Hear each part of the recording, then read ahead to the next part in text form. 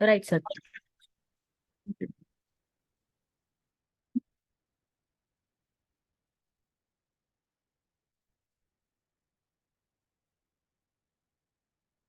So a very good morning to one and all present here for the 2 days seminar on securing the digital frontier, a comprehensive guide to cybersecurity by Chalapati Institute of Technology, Guntur, Andhra Pradesh.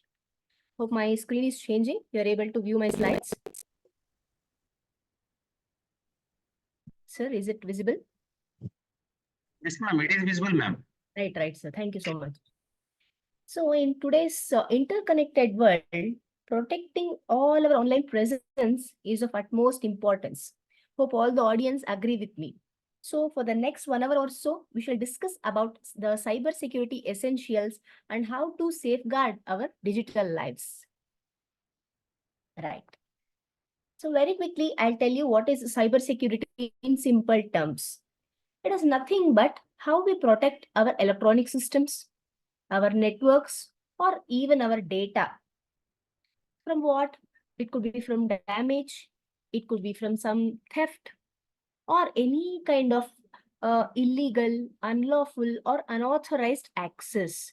That means we are not letting other third party to have a unlawful access to our data or to our systems.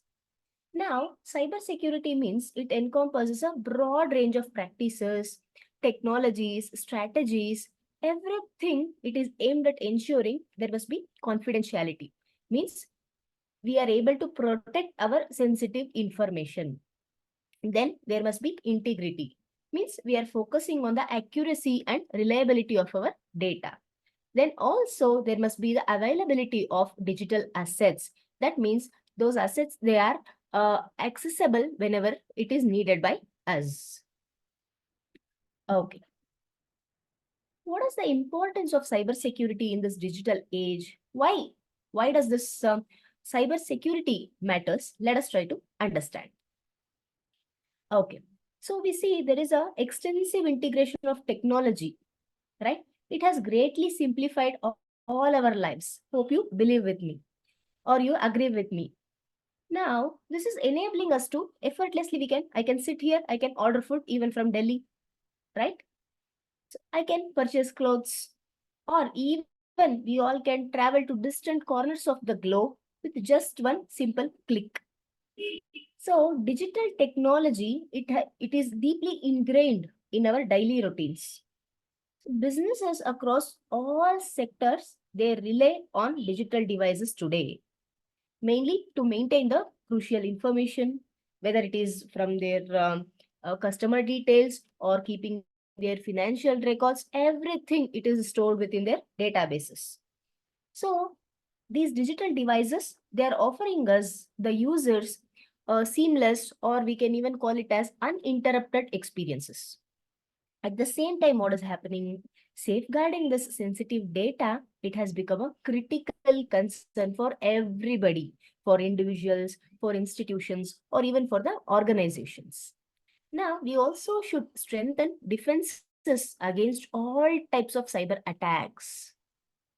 There comes into the picture the concept of cybersecurity and its importance in this information age. Why do we require it? For the protection of sensitive data. Yes. See, this era, we call it as information age, or even we can call it as cyber age. Now, this has led to the accumulation of massive amounts of sensitive data, especially. There is our personal information included. There are financial records, even our intellectual property, right? So cybersecurity measures, they are crucial to prevent the unofficial access, theft, or misuse of our data or our valuable information by somebody. How does this cybersecurity help? That part we will discuss later on. Now let's just understand what is the importance of cybersecurity. See, cyber attacks, it can even lead to significant financial losses. It could be even for individuals or even for businesses. Even the next step is for our nations.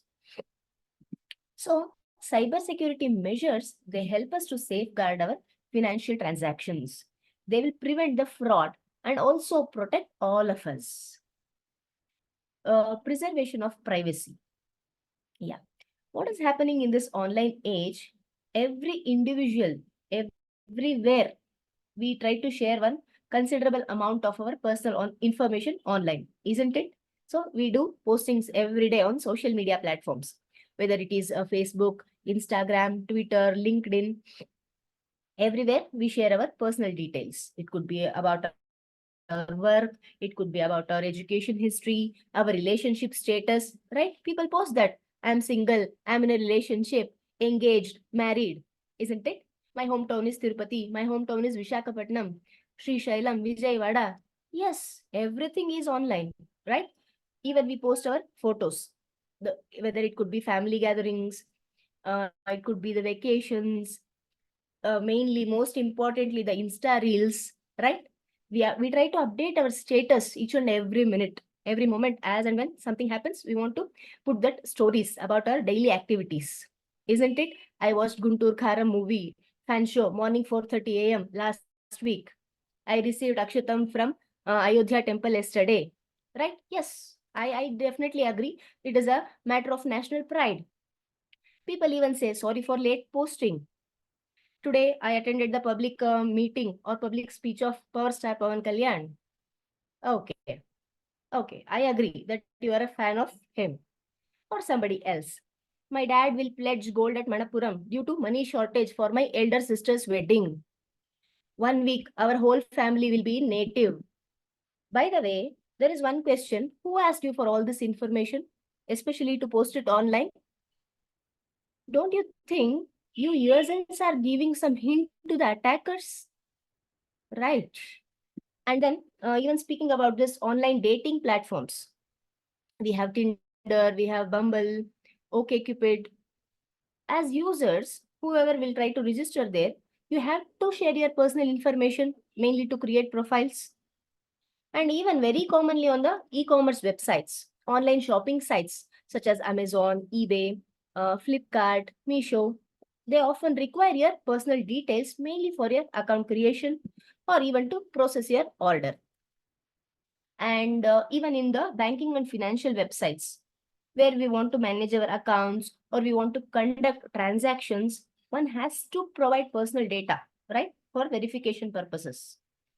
And email providers, it could be our Gmail, Yahoo, Outlook, they also require your private information for account creation and even for communication, isn't it? Then even the healthcare online portals, if you want to access your medical records, or if you want to schedule your appointments, or if you want to seek some kind of health related information, this also it might involve sharing some amount of individual health details of yours. Apart from this, wherever, whichever platform we touch upon, educational platforms, the learning management systems, LMS, Moodle, Google Classroom, Blackboard Learn, or even the online course platforms like Udemy, we have edX, Coursera, Skillshare, or even the educational websites. We have Duolingo, we have Code Academy, Khan Academy. All this will require your personal information if you want to enroll, isn't it? Then the professional networking platforms also. It could be LinkedIn, it could be Zing, Dribble, ResearchGate, where uh, you use these platforms for your job searches or even for your career development. There also you are sharing your professional details. Uh, what not, even your travel and hospitality platforms. They also often require your personal information if you want to do reservations and bookings. Government portals have your information. They require your confidential information if you want to avail the services like tax filings, official documentation, permits, everything. And the common online forums, discussion boards, the community websites, like we all are in Quora, Reddit, the student room, Stack Exchange, where we all will try to engage in discussions on various topics every day, isn't it? There also we are sharing our personal opinions. We are trying to share our personal experiences. Then the cloud storage service platforms, it could be our Google Drive, Dropbox, OneDrive. There also we are, it is used for storing and sharing the documents. we store our photos, we save our files. Every day we have been using all these platforms and much more. Yes. Now, cybersecurity will ensure there is protection of our privacy in all these platforms. It tries to safeguard our private data from being exploited or from being misused or even disclosed without our consent. Okay. And then speaking about business continuity. See, businesses and organizations, they heavily rely on digital systems and networks, mainly for their daily operations. See, we have a customer relationship management software, CRM. We have human resource management systems, HRMS. Then we have accounting software for financial transactions, so on and so forth. Now, what is happening? The cybersecurity measures, it ensures the continuous availability of these critical services. It will prevent the disruptions, any kind of disturbances in between. Okay. And also it will protect against the cyber threats that could otherwise result in inactivity, downtime, isn't it? Then, see, cybersecurity also happens to be a critical component of our national security. Nations, they need to protect their critical infrastructure, the military systems, the sensitive government information especially from cyber threats. See, cyber attacks on the essential services such as power grids, utility systems, uh, or even the communication networks, everything can definitely have severe consequences on a country's security and stability, especially without the cyber security measures. Prevention of cybercrime. This cybernetic era, it has given rise to various forms of cybercrime, whether it is hacking, whether it is identity theft, or any kind of online fraud. Now, the effective cybersecurity measures, it acts as a deterrent. It prevents and also helps the law enforcement agencies, whether it is in investigating or even prosecuting the cyber criminals. Protection of intellectual property. See, many businesses or even individuals, we create and store our intellectual property, our creative assets, especially in the digital formats. Don't we do that? Yes. Say, for example, a company's software developers, what they do, they create unique lines of codes, graphical elements, or even algorithms. All this will become constituting the IP, intellectual property. Then what will happen? These creations, they are stored digitally. We usually do that either on the local servers or in the cloud-based platforms, because we want easy access. As soon as I want to check it, immediately it must be available to me. Now, cyber security will help me to safeguard this property from theft or from the illicit access or any kind of cyber espionage, spying. Thereby, it also helps in preserving the innovation or creativity of the individuals. Yes. Then speaking about the interconnected nature of the digital world, means we all are connected globally. It also means cyber threats can quickly spread across borders, isn't it? So a cyber incident which happens in one part of the world, suppose it happens in US of A, it can have cascading effects even on India, even on Pakistan. It is something like a chain reaction that is happening globally. Now, there must be collaborative international efforts which are essential to address these kinds of cyber threats effectively. Not only the individuals need it, not only the businesses need it, nations, everybody need cyber security. Then, protecting against the cyber threats, it helps to maintain trust as well as reputation in, especially in online platforms, businesses, or any such kind of institutions. Then it is very much critical for the success of digital services or any kind of transactions we do. Then speaking about the rapid adoption of the emerging technologies, IoT, Internet of Things, AI, artificial intelligence, cloud computing, all these are introducing new cybersecurity challenges also. Now, what we have to do, securing these technologies is crucial, right? We want to prevent exploitation and also ensure there is a safe amalgamation of all these innovations into our daily lives. Hope you all are with me. Yes. Let us see what are the common cyber threats. Okay. Speaking about malware, it is nothing but it is short for malicious software. So it is nothing but a software that is designed to harm a computer system in simple words. Now, this can be installed on your system through a variety of ways. You might be clicking on the malicious links or even opening the infected attachments or even downloading a pirated software. Now, what are the types in this? We have viruses. So they are nothing but the self-replicating or viral programs which will infect our files. It even spreads.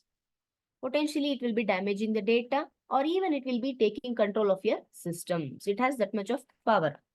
Yeah, negative power. Worms. What are these? Very similar to viruses, but it can even stretch independently without the help of the host files. So they can quickly overwhelm your networks and even it can consume all your resources. Trojans. It is something like masked, disguised. It poses to be legal, right? We think that it is a legitimate program, but it is tricking the users to install them. Once you install, what will happen? It can steal your data, or it can install other kinds of malware, or even it can disrupt all your system functions. Then, spyware. It monitors your user activity. It tries to gather all the information, but we don't have knowledge. I do not know what is happening on my system.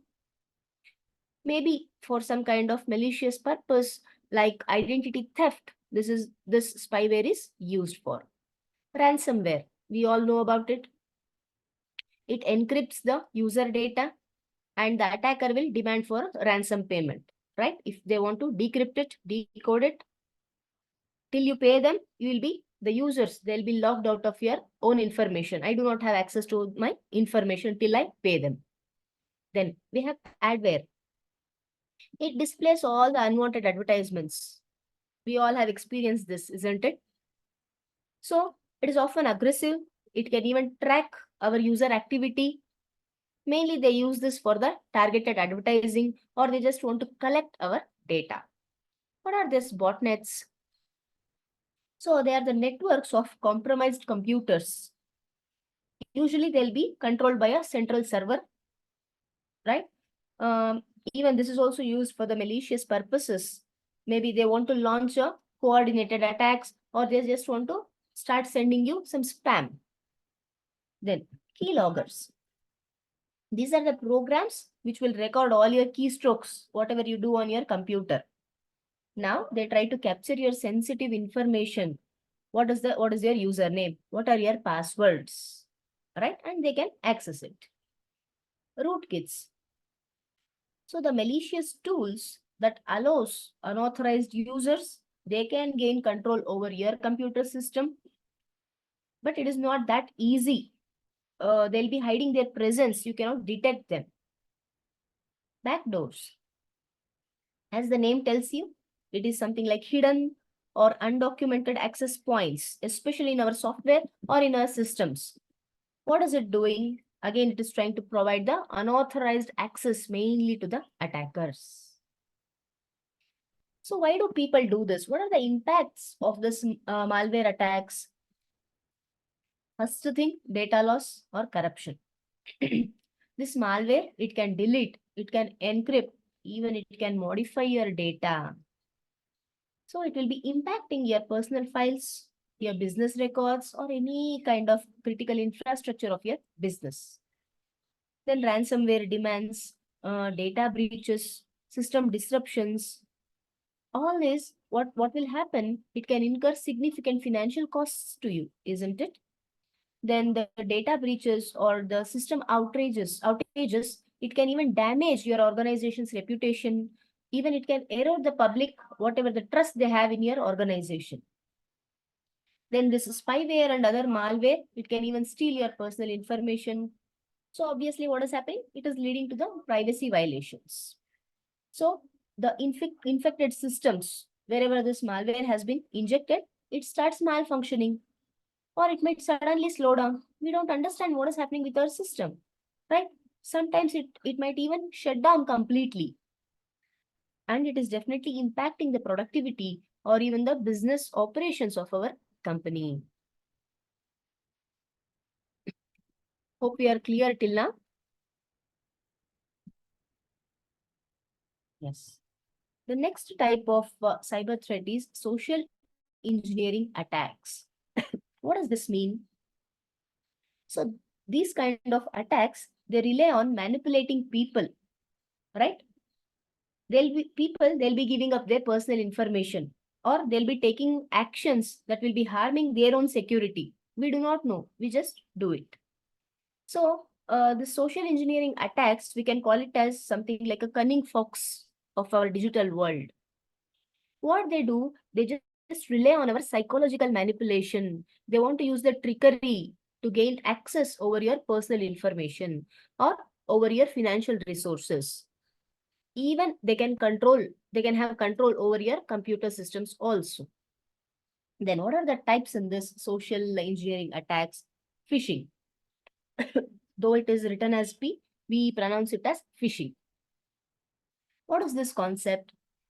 Just imagine you are receiving an email seemingly from your bank. What does it say? It is urging you to update your account details. Now what will happen? Unknowingly, we all will click on that link in the email, and we will be landing up on a fake website. And this website, it is designed to steal our login credentials. So this phishing attacks, they leverage trust and urgency. Through that, they are trying to lure the victims so that they'll be compromising their information. Then what is this dumpster diving? Physically, they'll be searching through some kind of discarded materials. It could be in the trash bins or dumpsters. If at all there is any valuable information, they just want to find out and they want to steal it. That is the concept of dumpster diving. Spear phishing. So this is also a targeted form of phishing itself. Now here, the assailants, the attackers, they customize their messages. They tailor their messages to a specific individual or to a specific organization, to Mr. A, Mr. B, isn't it? So often they try to use the information, whatever you post on your social media. That's why I was explaining in probably in the slide 2. What all you post on your social media, yes, somebody will be watching. Not everybody, but a few people might even misuse it in the way they want, right? Okay. Whatever you post on social media or any other sources, they'll be gathering that. And then they'll tailor the messages. I don't know, somebody will send some message from a so-and-so bank or so-and-so organization. They know my name, they know my complete name, or they know where am I working. I ask them, I have never visited your bank. I have never come to your organization. How do you know my name? So they don't reveal it. They say something else. We saw here on this particular platform where we checked on your YouTube channel. 90% of the times, that is a false information, right? Okay. So that's why be very, very careful. Whatever you speak in public, whatever you post on your social media, please. Then phishing. It is nothing but voice phishing. Attackers, what they do? They use phone calls. They try to impersonate. They pretend to be the trusted entities. They say, I'm from such and such bank, as I told you, or I'm from a government agency. And they'll be tricking you so that you reveal the sensitive information to them. Pretexting. So this approach, it involves, they'll be fabricating a scenario. Mainly, they want to gain your trust and cooperation. Say, for example, somebody will call you. He or she tells, I'm from tech support. I'm offering to fix some kind of computer problem that you have. Right now, you do not have such kind of computer problem at all. Your system is working very well. So they tell that we want to fix a non-existent computer problem. Through this, they are trying to gain the remote access to your system. So be very, very careful. What is this concept of baiting? Baiting is nothing but tempting. So can we resist the tempting offer? No. Usually we click on those links. So they just dangle the irresistible deals or some exclusive content. They show it as bait. How do they do this? They often provide you the free downloads or some kind of enticing links. Once you click on them, it might even inject malware onto your device, or even it can expose your personal information to them. Quid pro quo. So this tactic, it promises a favor in exchange for something valuable from you. Say, for example, an attacker, he or she might offer you, yes, they tell you, I can unlock your social media account, whichever is blocked. Now, in exchange, they are asking for your login credentials. If you fall prey for it, yes, nobody can help you. Then, tailgating. So this is a physical approach. Now, the attacker, what he or she does, they will piggyback on someone else's authorized access. They try to enter a restricted area, or they are trying to gain access to your computer system. In one or the other way, they'll be manipulating you, isn't it? Yeah. Quizzes and surveys. See, nowadays, social media quizzes, surveys, they're prompting users to share the personal information. Now, all this information, what they'll be doing, they use for further identity theft or any kind of malicious purposes, whatever we discussed till now. Impersonation. As the name tells you, invaders, they pretend to be someone else. As I told you, there might be from banks, or they tell we are your colleagues, I'm from IT support, or I'm just a trusted authority figure. They want to gain mainly access to your sensitive information or even to your resources. Watering hole attacks. So cyber criminals, they compromise the websites which is frequented by a specific group of individuals. They are exploiting the trust users have on those websites. Now, they are trying to deliver malware or they are trying to conduct phishing. Even social engineering attacks, they have lots of impacts.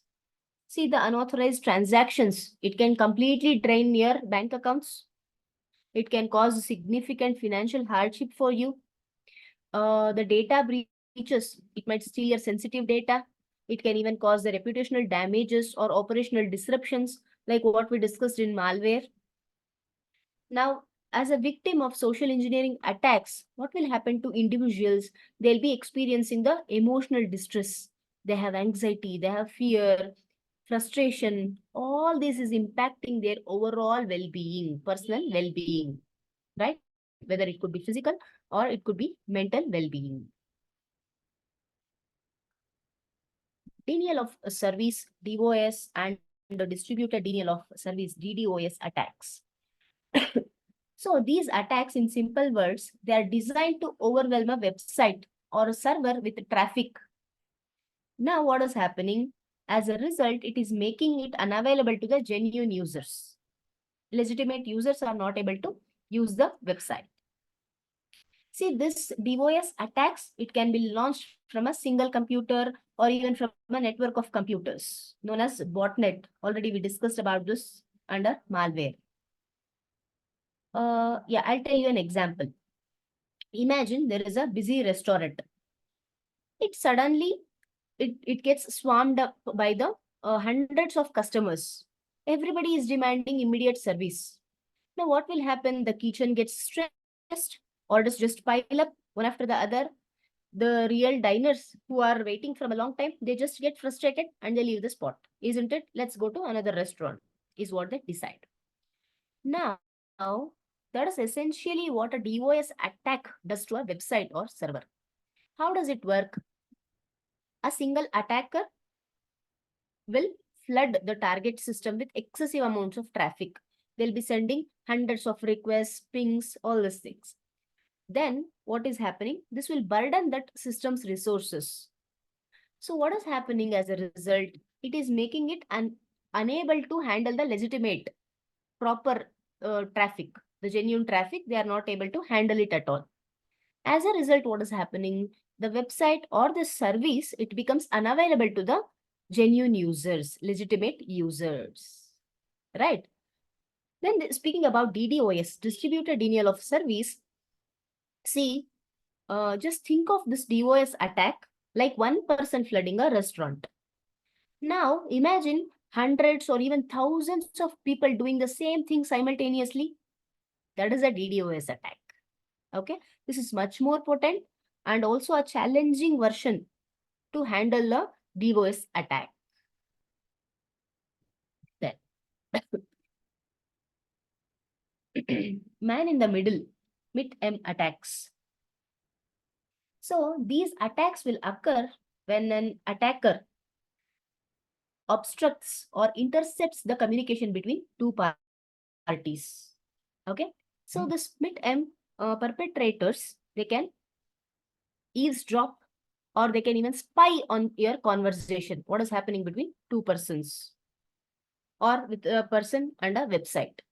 They try to steal data or even they can modify the communication. So mid-M attacks, they can be launched on Wi-Fi networks, the coffee shops where you sit, college canteens where you sit, or any other public places. What will happen? An attacker, he will secretly position themselves between you and the website you are trying to access, as you see the image. Now they'll be eavesdropping, means they are trying to listen something secretly to what you are conversing in private. They are trying to potentially alter your communication. So this is the man in the middle attacks. What are the types in this? Wi-Fi sniffing. See, in public Wi-Fi hotspots, offenders can set up fake networks. They'll be trying to lure the users. Yes, I get free Wi-Fi hotspot. So why don't I use it? I'll just, what I do? I switch off my mobile data and I start connecting to the public Wi-Fi. Once connected, it can intercept the data that is transmitted over the network, including our passwords, financial information, everything they can see. DNS spoofing.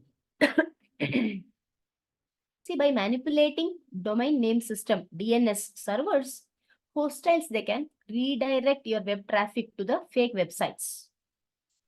So it poses to be the real ones, but they are mimicking it. Unknowingly, you might even enter your login credentials on these fake sites. So everything goes to that intruder, attacker. SSL hijacking. So secure sockets layer. Culprits, they can exploit vulnerabilities in your SSL protocol, which you use for secure communication between websites and the users. They can intercept, they can decrypt the encrypted data, right? So you'll be exposing your sensitive information here. Zero-day attacks. So these attacks, they target the vulnerabilities, means the weaknesses in the software. They just catch hold of it, whether it is in your software or in your hardware. The vendor himself doesn't know about these vulnerabilities, which is unknown to the vendor. They just catch hold of this. Cyber criminals, they exploit these vulnerabilities even before the developers have a chance to create, or even before they fix up this issue, or whether even before they distribute the patches to this. So such attacks take advantage of the 0-day window. Means there are 0 days of protection against this newly discovered vulnerability. This 0-day vulnerabilities, they are very much valuable for the attackers because they offer a higher chance of success before the security measures can be implemented, right? Before that, they can do anything. What are the types in this? Code injection. So harassers, they try to inject malicious code into the legitimate software or websites.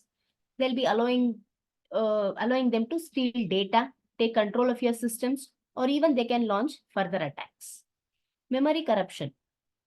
So exploiting the vulnerabilities in how software manages memory, these attackers, they can gain unauthorized access to your sensitive information. They can even manipulate the program execution. Logic flaws. Weaknesses in the logic of how software functions. It can be used to bypass the security controls, or even it can cause unexpected behavior. Potentially, all these are definitely harmful to your system. See, the large-scale zero-day attacks, it can even compromise critical infrastructure and can even have major societal consequences. Okay. So supply chain attacks, you can even call it as third-party attacks or value chain attacks. So this particularly involves targeting the vulnerabilities in a system's supply chain. Attackers want to compromise the final product or the service. What they do, they try to exploit the trust that is established between an organization as well as its suppliers or its service providers. I'll tell a simple example.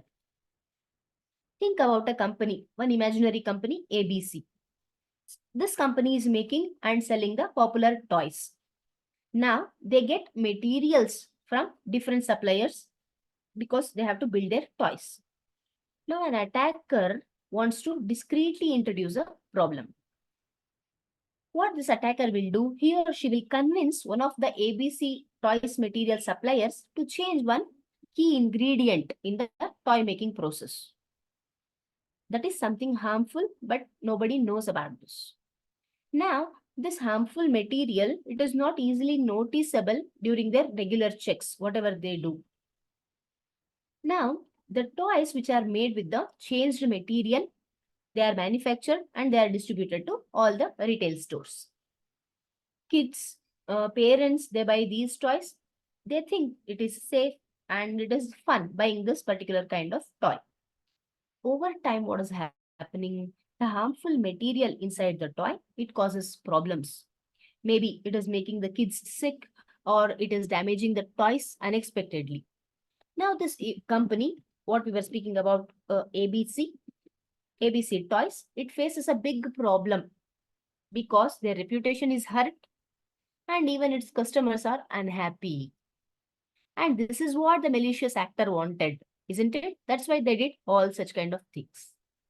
So supply chain attacks, they can occur because of compromised software updates or vulnerable third-party components, or say even the social engineering attacks. Excuse me. Cryptojacking. It is also known as malicious cryptocurrency mining. So this is a type of malware that uses your computer's resources mainly to mine, to extract that cryptocurrency without your permission. So this term cryptojacking, it is derived from combining cryptocurrency as well as hijacking, cryptojacking. Instead of directly stealing your data or money, the cryptojackers, they focus on using the victim's processing power to mine the cryptocurrencies. It could be Bitcoin, it could be Monero, it could be Ethereum. So this activity, it can result in decreased system performance or say increased energy consumption, or even it might pose you the potential hardware damage. Everybody, each and every organization has to be very careful about this attack. Insider threats. So these threats, as the name tells you, it comes from within an organization itself. Suppose it might be from a unhappy, disgruntled employee or from a unhappy business partner or even contractors. So these people, they might be having the authorized access to the organization's systems and data. Now what they'll be doing, they're trying to misuse, maybe for the personal gain, or they just want to harm the organization. What are the types in this? Malicious insiders. Who are these people? Usually they are driven by motives like financial gain, or they have some revenge against that individual or against that company, or they have some kind of ideological beliefs. Now, these individuals, they intentionally misuse their access and they want to harm the organization. Negligent insiders, through carelessness or lack of awareness, these individuals also unintentionally they expose the sensitive information, or they are trying to compromise the systems of the organization. Compromised insiders. So employees whose credentials or systems which has been compromised, now they are allowing the external actors to exploit their access. Now, what are the impacts of this insider threats? Usually data breaches, system disruptions, loss of trust within the organization, as well as even with the external stakeholders. All this will be impacting the morale as well as the business relationships. IoT attacks, Internet of Things. Today, more devices become connected to the internet. Now, as a result, they also become potential targets for the attackers. See, as the number of IoT devices continues to grow, so does the potential attack surface for cyber criminals. Now, these devices may have weak security vulnerabilities. Now, attackers can exploit. Mainly, they want to gain access to your network or they want to steal your data. Data breaches, botnet formation, denial of service attacks, DOS, what we just discussed, or even physical harm can also take place. So through this, what is happening? It is leading to the financial losses as usual. Yes, public backlash, or they might be losing trust in this particular company, or it might even impact the brand reputation, market value. It might even pose the privacy violations, safety risks, especially when you think of the healthcare and infrastructure settings. Yes, these attacks are becoming more and more every day. Advanced persistent attack threats, APTs. So these are targeted attacks by highly skilled attackers, right?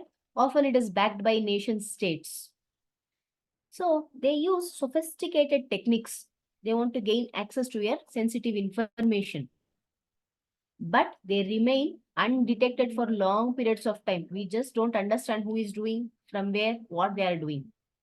Just imagine a cunning predator who is patiently stalking its prey for weeks, for months, or even for years.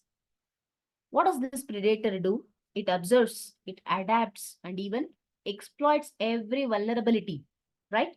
To gain access and to then deliver a devastating blow. So similarly, in this digital jungle, this predator, APT, it takes the form of advanced persistent threat. So this is a sophisticated cyber attack campaign. It targets specific organizations for long-term espionage, data theft, or even disruption. What are the types in this? State-sponsored APTs. As I told you, they'll be backed by nation states. So these APTs often target the critical infrastructure, the government agencies, or even the high-profile businesses for strategic intelligence gathering. Cybercrime APTs. So this is driven obviously by the financial gain. These APTs, they focus on stealing the intellectual property or even your personal data or the financial assets from businesses or even from the individuals. Hacktivist APTs, they are motivated by their ideological or political goals. Okay. These APTs, they may disrupt operations or they may even leak the sensitive information or even they can spread the propaganda here.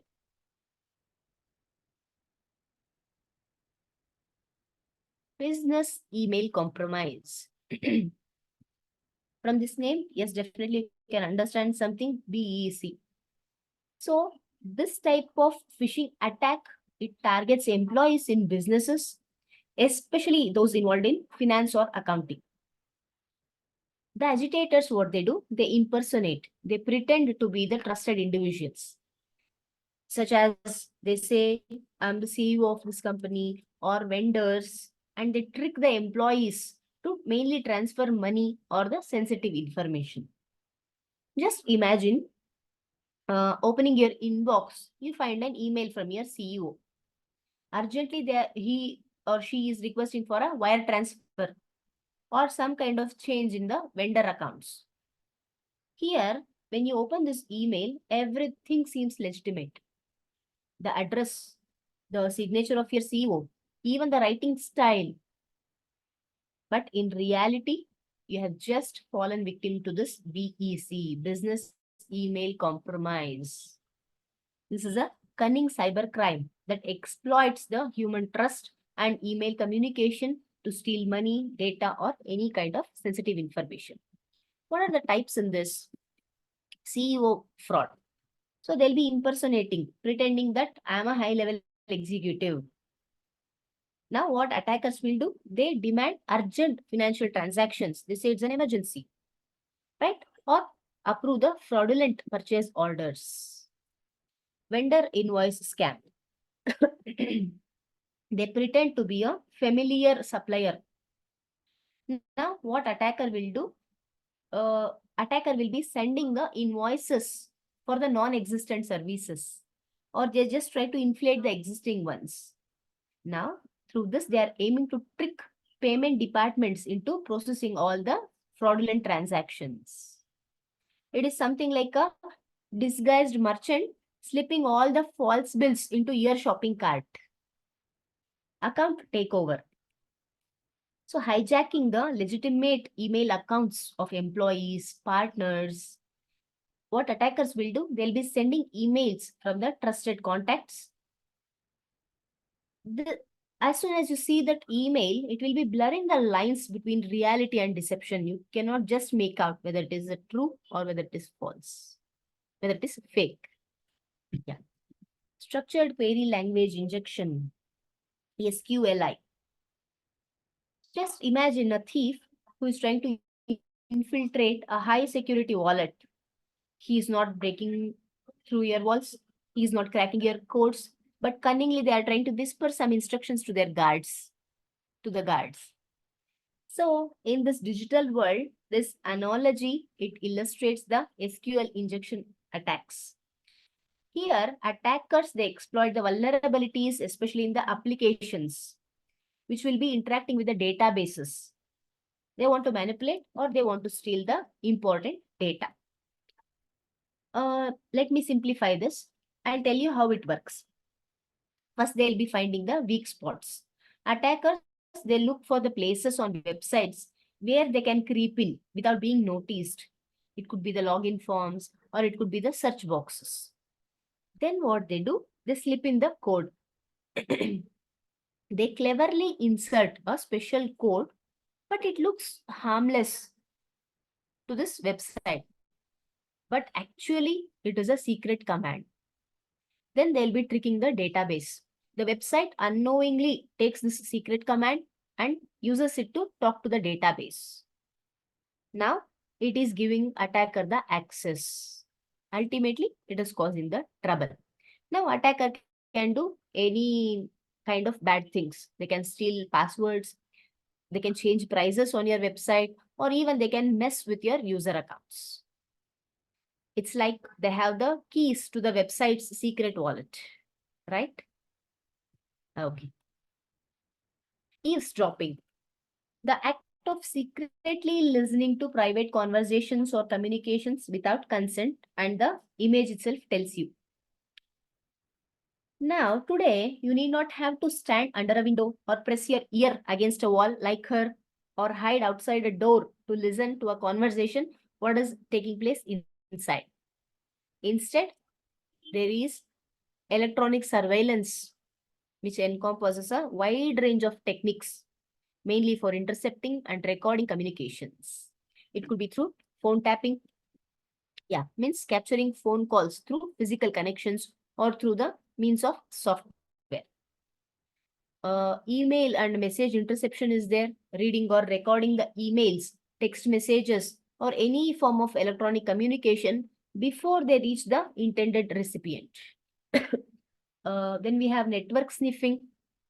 It captures the data units, data packets, which are transmitted over a network. So they'll be trying to extract the information from them. Then we all know about the famous hidden cameras, microphones, right? So bugging a room with these devices allows for remote monitoring of conversations as well. Social engineering. So it is tricking someone to reveal their private information, especially the attacker is manipulating or playing deception. So the legality of this eavesdropping, it varies depending on the jurisdiction and the specific circumstances. Okay. Cross-site scripting, XSS. So, for instance, just imagine a playful troublemaker. He or she will sidestep into a popular meeting place. What they do, they just try to change all the messages on your bulletin board. Now, they are trying to fool people to go into the wrong way, wrong direction. In this digital world, this cross-site scripting is something like that, these attacks. How it works? The attackers, they find the vulnerabilities. They search for websites that don't properly validate or that don't properly sanitize the user input, such as the comment sections, search bars, forums. Yes. Now, they inject the malicious scripts here. Usually, they insert the JavaScript code or other scripts into these vulnerable fields and also making it look harmless. Nobody can easily make out. Then starts the deceptive execution. Usually, the unsuspecting users, they do not know anything. They visit the compromised website.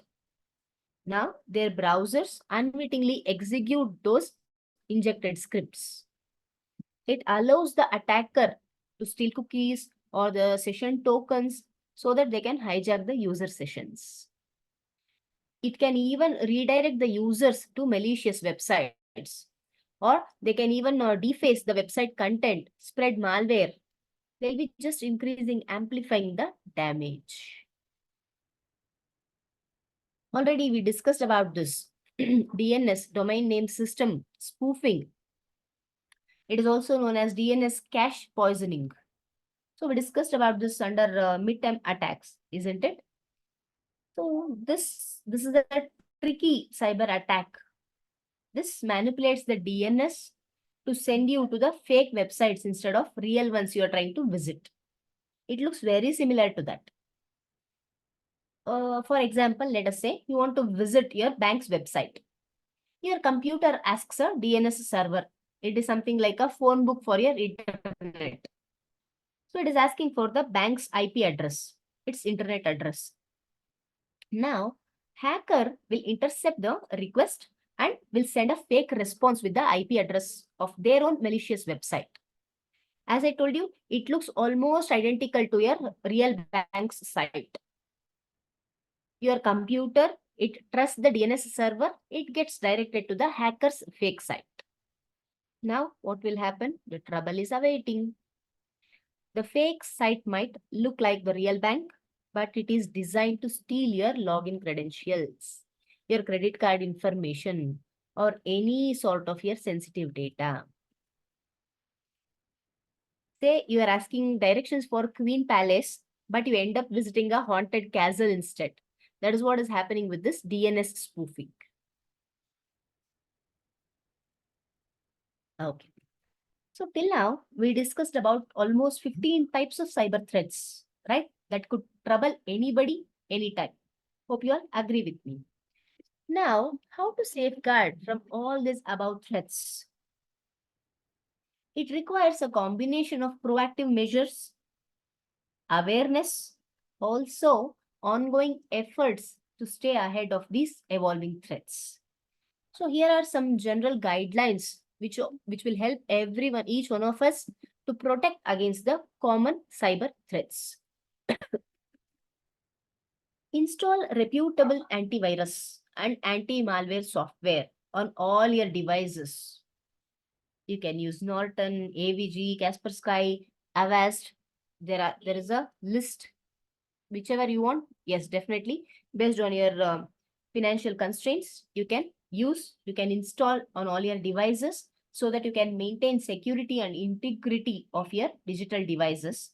You can protect your personal information, and even you can ensure there is a safe online experience for you.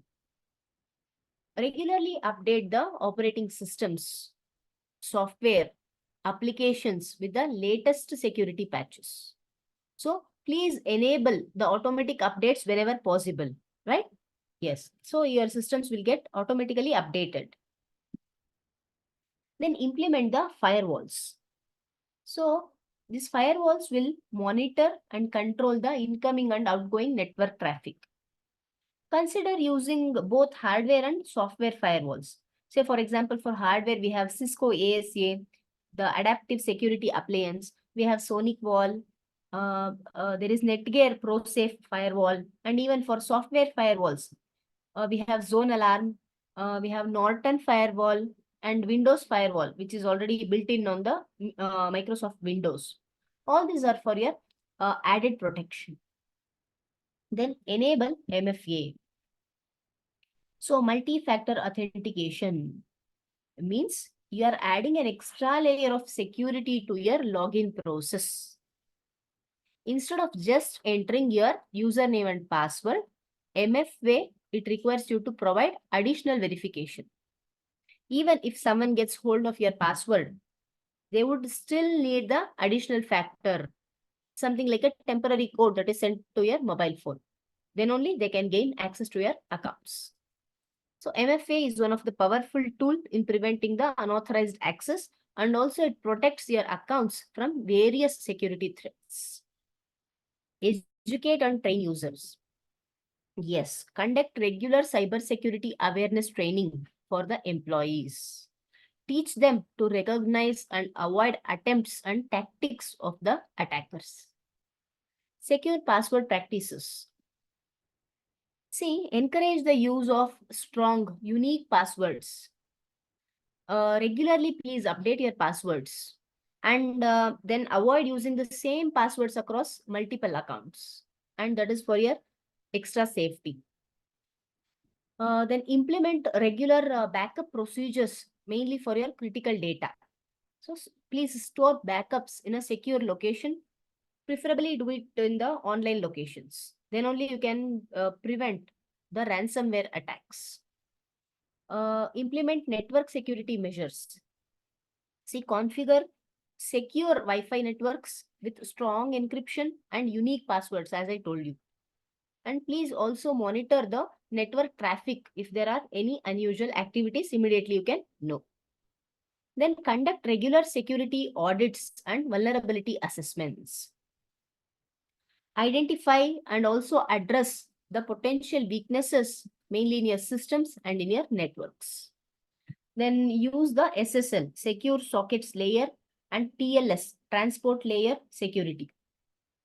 They are nothing but they work like the digital bodyguards.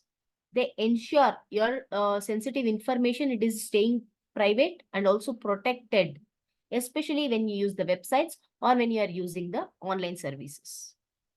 TLS is nothing but it is an updated version of SSL. It offers the enhanced security features. Okay. SSL is Secure Sockets Layer. TLS is Transport Layer Security. Then limit user privileges. Grant the minimum level of access, which is only necessary for employees to perform their job functions. And also regularly review and update the user access permissions. Who has what permissions? That helps you to stay protected. Then secure the IoT devices. Internet of Things. Change all those default passwords on your IoT devices. Update the device firmware like the routers, printers, cameras, all other smart appliances regularly so that you can patch the vulnerabilities. Then develop and regularly update an incident response plan. It is something like a playbook which helps organizations quickly and effectively they can deal with the cybersecurity problems. They ensure they are able to detect it, they can contain it, and also recover from the incidents, while also they will be learning how to prevent them in future. Collaborate with cybersecurity experts, professionals, so that you can uh, assess and also enhance your security measures. Stay informed about the emerging threats and also the best practices. See, please remember that the cyber security, it is an ongoing process. And the combination of all these measures can definitely significantly reduce the risk of you falling victims to the various cyber threats as we discussed till now. Okay? Yeah. And all the above discussed best practices, they collectively contribute to a robust cybersecurity posture. Right? It will be offering a multi-layered defense against various cyber threats, whether it is personal or even it is in your professional environments. So in conclusion, I would like to say, safeguarding your digital life, it requires a proactive approach to cyber security. By implementing the best practices such as what all we discussed, the device protection, safe online behavior, data protection, securing our internet connections, and also maintaining awareness at work, you fortify, you strengthen your defenses against all these evolving cyber threats. So please stay informed, be vigilant, right? And actively contribute to create a secure digital environment for yourselves and as well as for those around you, right? Yeah. Now the floor is open for questions. Please go ahead. Feel free to share your thoughts or concerns about today's topic of discussion.